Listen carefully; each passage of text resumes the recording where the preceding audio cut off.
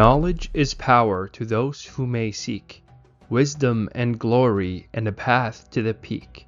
In the knowledge of history you can learn and see who you are and who you could be.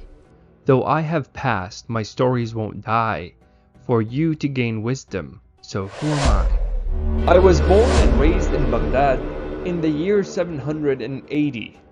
I grew up as an orphan since my father, who was a soldier in the Abbasid army, died when I was very young. My mother was a pious woman who installed in me a love for knowledge and a deep respect for Islamic traditions. I come from a very well-known tribe, the tribe of Banu Shayban, which is known for courage and chivalry. I was descended from a pure Arabic lineage that coincided with the lineage of the Prophet Muhammad, peace be upon him. From an early age, I showed an interest in the Islamic sciences, especially hadith. I would spend hours listening to scholars, memorizing hadiths, and analyzing their meanings. And as I grew older, I decided to pursue a career in Islamic scholarship, and I began to study with some of the greatest scholars of my time. I started learning jurisprudence, or fiqh, under the celebrated Islamic scholar Imam Yaqub ibn Ibrahim al-Ansari, also known as Imam Abu Yusuf, who was a renowned student and companion of Imam Abu Hanifa al-Nu'man. I also took knowledge from Imam al-Shafi'i. My journey for seeking knowledge and collecting hadith took me to many places throughout the Islamic State, such as Iraq, Syria, Arabia, and more. I wrote down around 300,000 hadiths collected from more than 280 scholars. It did not take long for me to become widely known. More and more people started to become my students. People loved my teaching because I possessed wide knowledge about Islam, and I was recognized as a highly pious man who spared no effort in the pursuit and dissemination of knowledge. Moreover, I was known for my strict adherence to the Sunnah and my uncompromising stance against innovation and heresy. I would often say, the Sunnah is my leader, and I follow it wherever it leads me. This attitude earned me the respect of my fellow scholars and the common people alike. In the year 806, I traveled to the holy city of Mecca to perform Hajj. While there, I met with Imam Malik, the founder of the Maliki school of jurisprudence.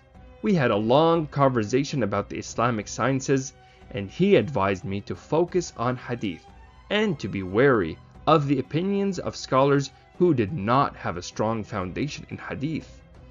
I returned to Baghdad and continued to teach and write about hadith.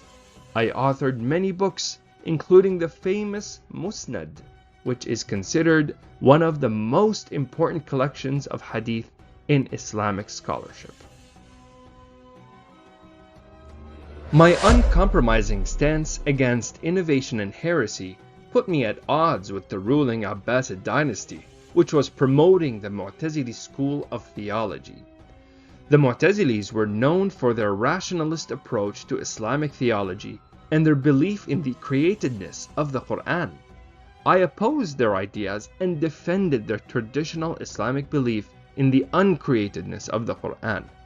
This was also known as Mihnatu Khalq al-Quran, the trial of the creation of the Quran, which refers to the period of religious persecution instituted by the Abbasid Caliph al-Ma'mun.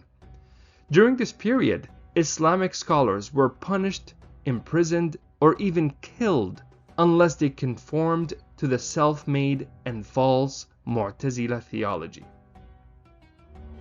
During the time of Caliph al-Ma'mun, he espoused the belief that the Quran was created and sought to force this erroneous viewpoint onto the masses, including scholars. This was a challenging period for those who upheld true Islamic scholarship and jurisprudence.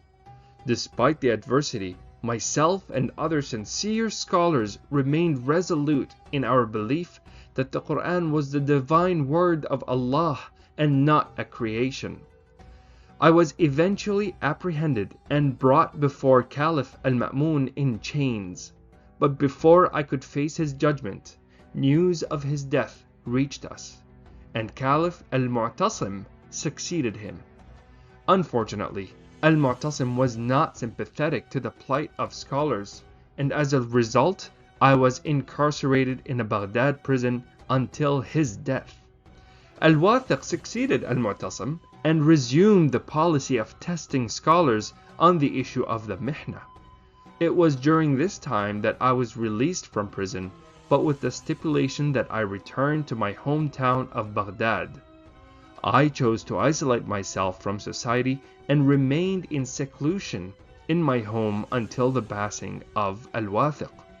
When Al-Mutawakkil ascended to the throne after Al-Wathiq, he put an end to the testing of scholars, bringing immense relief to the entire Muslim Ummah. I continued to teach and write about Hadith until my death in 857, at the age of 77 in Baghdad, Iraq, after falling ill for about 9 days. My janazah was attended by more than 1 million people. Among those were 60,000 women. It was also stated that 20,000 Christians and Jews reverted to Islam on that day. In conclusion, my life was dedicated to the pursuit of knowledge and the defense of the Islamic faith.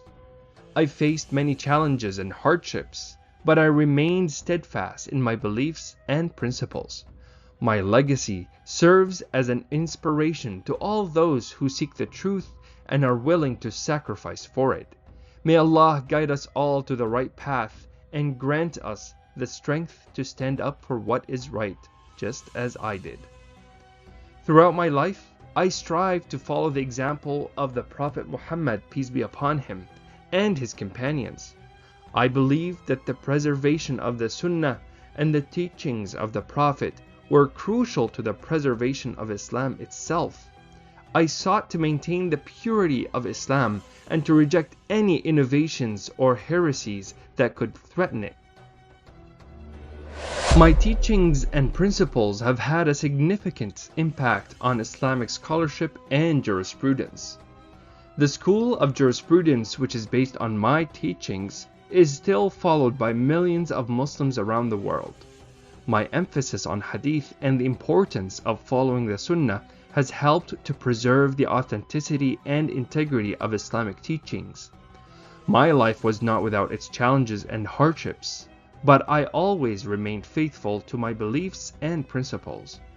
I faced persecution and imprisonment for my refusal to compromise on matters of faith, but I never wavered in my convictions. I believed that the truth must be defended at all costs, and I was willing to pay the price for it. My legacy continues to inspire Muslims around the world to this day. I am humbled and honored to have played a small part in the preservation and propagation of Islam. May Allah accept my efforts and grant me a place in paradise. I pray that Allah grants us all the wisdom, knowledge, and strength to follow the path of the Prophet Muhammad, peace be upon him, and his companions. May we always stand up for what is right and just, even in the face of adversity. And may Allah bless and protect the Islamic Ummah and guide us all to the straight path. Ameen. Who am I?